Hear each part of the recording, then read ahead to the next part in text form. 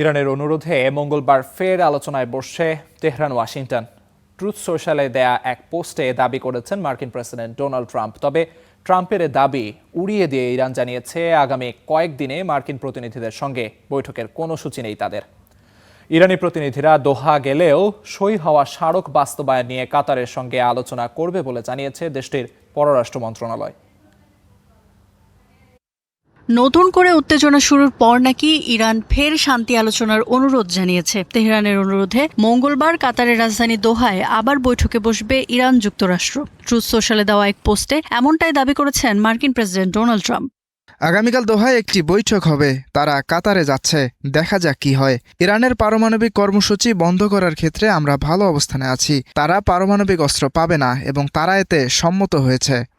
সোমবারই দোহার উদ্দেশ্যে রওনা হয়েছেন ট্রাম্পের বিশেষ দূত স্টিভ উইটকফ এবং জামাতা জ্যারেড কুশনার। ট্রাম্পের ঘোষণার কিছুক্ষণ পরই এ তথ্য জানিয়েছে হোয়াইট হাউস।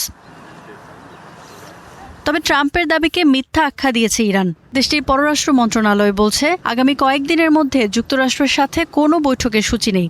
ভাষ্য, সই হওয়া সমঝোতা স্মারক বাস্তবায়ন নিয়ে আলোচনা করতে কাতার যেতে পারে ইরানি প্রতিনিধি দল, তবে তা মার্কিন প্রতিনিধিদের সাথে বৈঠকের জন্য নয়।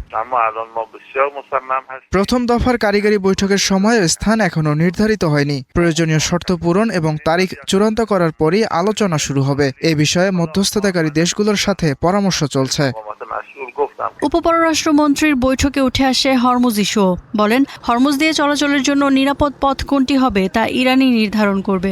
জলপথটি থেকে মাইন অপসারণেও বিদেশি কোনো হস্তক্ষেপ বরদাস্ত করা হবে না বলে সাফ জানিয়ে দিয়েছেন তিনি।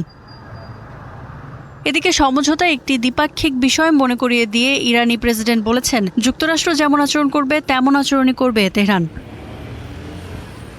বিশ্লেষকরা বলছেন, ট্রাম্পের এ ধরনের মন্তব্য এবং কর্মকাণ্ড এটাই প্রমাণ করে যে কোনো মূল্যে এখন এই যুদ্ধ থেকে বের হতে চান তিনি। ওভাল অফিসে মার্কিন প্রেসিডেন্ট নিজেই বলেছেন, সেভ আমেরিকা ভোটিং অ্যাক্ট ছাড়া বাকি সবকিছুই তার কাছে এখন একঘেয়ে।